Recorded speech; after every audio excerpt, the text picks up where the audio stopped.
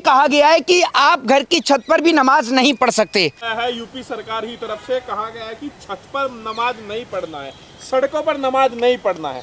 सड़कों पर नमाज नहीं पढ़ना है समझ में आता है, लेकिन घर की छत पर भी नमाज नहीं पढ़ना है, तो क्या कैसे आप देख रहे हैं नमाज पर जो रोक लगाई गई है? देखिए, एक बात मैं आपको बता दूं कि देश अंधेरे में जा रहा है और देश को आज उजाले की ज़रूरत है।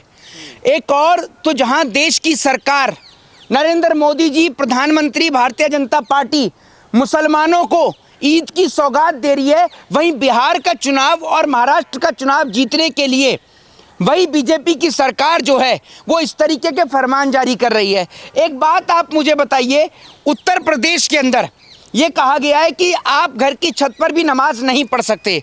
भाई उनका घर है। एक बात आप मुझे बताइए, मस्जिद से अजान की आवाज़ सुनाई देती है, सबके घरों तक पहुंचती है। और दूसरी बात यह कि अगर कोई व्यक्ति अपनी घर की छत पर नमाज पढ़ लेगा तो उससे आपको दिक्कत या तकलीफ क्या है?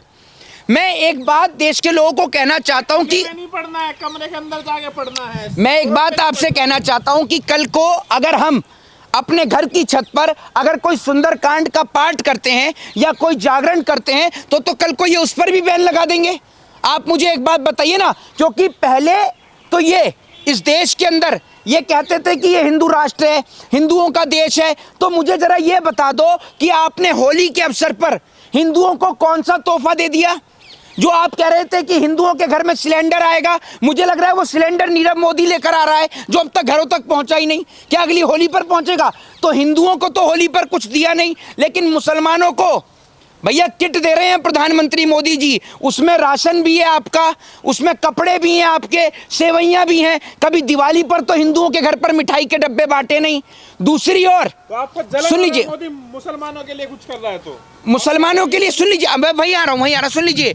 जलन नहीं, ये मैं समझाना चाहता हूँ, देश के लोगों को जागरूक करना चाहता हूँ कि एक और तो ये आपको लड़ाने का काम करते हैं, दूसरी ओर ये मुसलमानों के प्रति अपनी संवेदनाएं भी व्यक्त करते हैं। तो ना तो ये हिंदुओं से प्यार करते हैं ना मुसलमानों से प्यार करते हैं, ये प्यार सिर्फ और सिर्फ अपनी कुर्सी से करते हैं और कुर्सी के चलते ये हिंदू और मुसलमान को आपस में लड़ाते हैं और दोनों का वोट लेने के लिए दोनों को लुभाने का काम करते हैं। लग रहा है ये जो नमाज पर जो रोक लगी है सही किया? एक बात आप मुझे बताइए, भारत एक धर्मनिरपेक्ष देश है और इस धर्मनिरपेक्ष देश में सभी को सुन ली जी, कब्जा कर लोगे धर्मनिरपेक्ष? मेरे को आप ये बताइए, पहली बात तो ये एक नहीं, कोई अपनी छत पर पढ़ रहा है, उसका घर है, वो अपने घर में कुछ भी करे, कुछ भी करे। आप मुझे ये बताइए ना, वो अपने घर के अंदर कुछ भी करे, उसका घर है, उसकी पर्सनल प्रॉपर्टी है। आप ये कह सकते हैं कि सड़क पर आप पाबंदी लगा सकते हैं क्योंकि सड़क एक पब्लिक प्रॉपर्टी है, लेकिन उसका घर तो पर्सनल प्रॉपर्टी में आता है ना। और आप होते कौन है कि उसको अपनी पर्सनल प्रॉपर्टी पर कोई भी कार्य करने से। और दूसरी बात ये, नमाज पढ़ना, जागरण करना या अपने घर में सुंदरकांड करना, ये कोई असंवैधानिक कार्य तो है नहीं, ये कोई गलत कार्य तो है नहीं। लोग, अगर भारत एक धर्मनिरपेक्ष देश है तो धर्मनिरपेक्ष देश में सबको अपने धर्म को, अपनी जाति को और अपने मजहब को मानने की आज़ादी है। तो आपको उससे दिक्कत क्या है कि कोई अपने घर में पढ़ रहा है? दूसरी बात ये कि जो आज इस देश के अंदर तो सड़क पे खेली जाती है जी, होली खेली जाती है। नहीं तो मैं आपको बताता रहा हूँ, कल को इनका बस चलेगा तो फरमान जारी कर देंगे कि होली भी आप अपने घर के अंदर खेलो, है? मुझे आप बताइए ना। और वैसे भी बहुत सारे लोग इस देश में हैं जो ये कहते हैं होली पे पानी मत बिखेरो, ठीक है, दिवाली पे पटाखे मत फोड़ो। बस हर त्योहार सरकार चाहती है कि आदमी शराब पी के मनाए, शराब पर तो बैन नहीं करती। अभी तो आप देख रहे हैं उत्तर प्रदेश में एक बोतल के साथ एक बोतल फ्री मिल रही है। क्या उत्तर प्रदेश के मुख्यमंत्री के ऊपर जांच बैठेगी जैसे दिल्ली के मुख्यमंत्री पर बैठी थी? दूसरी बात ये कि जो आज मुसलमान के प्रति इस देश में एक नफरत का माहौल क्रिएट कर रखा है। आप वो वक्त भूल गए जब जलियांवाला बाग के अंदर जनरल डायर ने गोलियां चलवाई थी? तो खान अब्दुल गफ्फार खान, जब जनरल डायर से पूछा गया कि आपने गोलियां क्यों चलवाई, तो वो ये कहते हैं कि पठान जो है वो भाग रहे थे इसलिए गोलियां चलाई गई। तो खान अब्दुल गफ्फार खान, एक पठान के बेटे ने आगे बढ़ के कहा कि अगर एक भी पठान की छाती की जगह पर पीठ पर अगर गोली पाई गई तो मुसलमान आज़ादी के संग्राम से बाहर हो जाएंगे। आप ये समझिए पोस्टमार्टम चला, 70 से ज़्यादा पठानों का पोस्टमार्टम हुआ और सबके गोलियां जो वो छाती पे पाई गई। इस देश का मुसलमान, ये याद रखिएगा, इस देश का मुसलमान अजमल कसाब के नाम से नहीं जाना जाता। इस देश का मुसलमान उस नाम से जाना जाता है जिस मुसलमान ने अजमल कसाब को कब्रिस्तान के अंदर दफनाने भी नहीं दिया, क्योंकि अजमल कसाब ने देश में बम ब्लास्ट किया था। तो इस देश का मुसलमान कभी भी आतंकवाद को समर्थन नहीं करता। और आप ये सोचते हैं ना कि कोई जाति, कोई धर्म, कोई मजहब का व्यक्ति आतंकवादी होता है, तो अभी कुछ दिन पहले आपने देखा होगा कि पाकिस्तान के अंदर एक मस्जिद में बम ब्लास्ट हुआ। तो मुझे एक बात बताइए, वहां तो सारे मुस्लिम रहते हैं, वहां बम ब्लास्ट क्यों हुआ? क्योंकि एक आतंकवादी का ना तो कोई जाति होती है, ना कोई धर्म होता है, ना कोई मजहब होता है। दूसरी बात ये सुन लीजिए, दूसरी सबसे बड़ी बात यह कि भारत देश के अंदर प्रत्येक नागरिक को अपने त्योहारों को मनाने की आज़ादी है। और भारत तो वो मुल्क है कि ईद के मौके पर जब बड़े बड़े मेले लगते हैं तो आप इस देश की आने वाली पीढ़ी को क्या समझाएंगे? जब एक बेटा अपने पिता के साथ जाता है उनकी उंगली पकड़कर और वो पूछता है कि पापा ये मेला किसका लगा हुआ है, तो क्या उसके पापा मना कर देते हैं कि बेटा ये ईद का मेला है, ये मुसलमानों का मेला है, तुम इसमें नहीं जाओगे? नहीं, वो अपने बच्चों को लेके जाता है। भारत देश में हर एक त्योहार हर्षोल्लास के साथ, खुशियों के साथ मनाए जाते हैं। ईद पर ऐसा कोई मुसलमान नहीं है जिसका एक भी साथी हिंदू ना हो। हर किसी व्यक्ति के घर पे कोई ना कोई मुसलमान आता है जो मिठाई का डब्बा लेकर आता है और ईद के लिए आता है, उस पे उसके घर सेवइयां लेके आता है। हिंदू जाग रहा है जी, अब तो हिंदू जाग रहा है।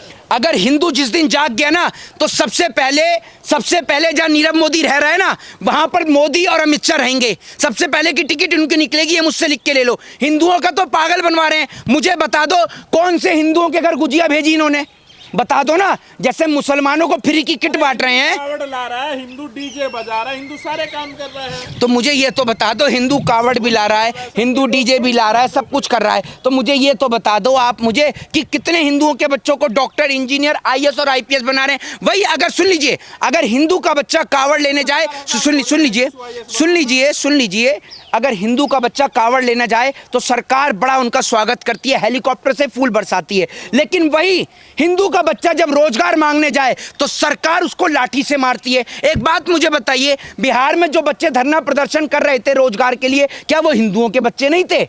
दूसरी सबसे बड़ी बात यह कि भारत देश में पहली बार मैं ऐसा देख रहा हूं कि आप ईद के मौके पर हो या दिवाली का मौका हो, रमजान का मौका हो, रामनवमी का मौका हो, कोई भी त्योहार, जब से भाजपा सरकार देश में आई है कोई भी त्योहार शांतिपूर्ण तरीके से मनता ही नहीं है। हर त्योहार पे कहीं ना कहीं कोई ना कोई कलेश। ये मुझे बताइए, अभी होली और जुम्मा एक साथ आ गया तो कुछ लोगों की उम्मीद पर तो पानी फिर गया। वो लोग तो चाह रहे थे कि दंगे हो जाए, लेकिन जनता ने ऐसा अमन, चैन, शांति और प्यार का पैगाम दिया कि कहीं पर भी किसी भी प्रकार का कोई भी हादसा सुनने को नहीं मिला। तो ऐसे लोगों के मुंह पर इंसानियत, अमन, चैन और शांति का पैगाम एक कड़ा तमाचा लगता है। अनुज चौधरी कह रहे हैं कि अगर आपको सेवइयां खिलानी है तो गुजिया खानी पड़ेगी। तो एक बात आप मुझे बताओ, आप कितने मुसलमानों के घर गुजिया लेके गए और कितने मुसलमानों ने आपकी गुजिया खाने से मना करा? ये तो बताओ। पहले आप खिलाने वाले तो बनो। सरकार की प्रशंसा करने से या ये मत सोच लीजिएगा कि कल को आप जो स्पोर्ट्स कोटे से जैसे आपने एंट्री करी, भाजपा की तारीफ करते करते कहीं भाजपा से टिकट लेना नहीं चाह रहे आप कहीं से?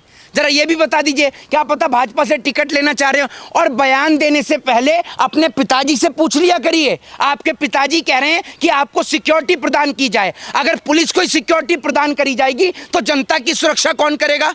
अरे आप तो वकील है पेशे से, इसीलिए मेरा आपसे सवाल है। वो कह रहे हैं कि अगर कुछ गलत किया है तो कोर्ट में चैलेंज करो, सजा दिलाओ। अगर कुछ गलत नहीं, एक बात नहीं, उन्होंने क्या गलत बोला? उन्होंने सबको साथ लेकर चलने की बात क्या? ये अच्छा, ये सबको साथ लेकर चलने की बात है हैं? और हाँ तो गुजिया तुम खिलाओ, तो तुम्हारे अंदर दम है जेब से 10 रुपए निकालने का? दमड़ी निकल नहीं रही जेब से, आप गुजिया खिलाओगे? गुजिया खाली मुंह से बोलने से होगी? लेकर तो जाओ। अरे एक दो मुसलमानों के पास लेकर तो जाते गुजिया। आपके पुलिस महकमे में भी तो मुसलमान होंगे, क्या आपने उनको भी दी होली पे गुजिया?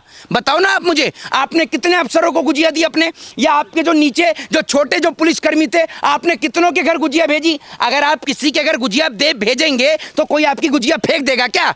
बस नफरत का बीज बोना है, चाहे कैसे भी बो। तो ये नफरत की बात नहीं, देश में अमन, चैन, शांति और प्यार की बात करें। जी, मुसलमानों को जो मना किया जा रहा है ये नमाज से, एक बात मैं आपको बता बता दूं, पढ़े ना पढ़े मुसलमान क्या करें? मेरी बात सुन लीजिए, मेरी बात सुन लीजिए। पहली बात तो ये कि कोई मुसलमान किसी से पूछ के नमाज नहीं करेगा।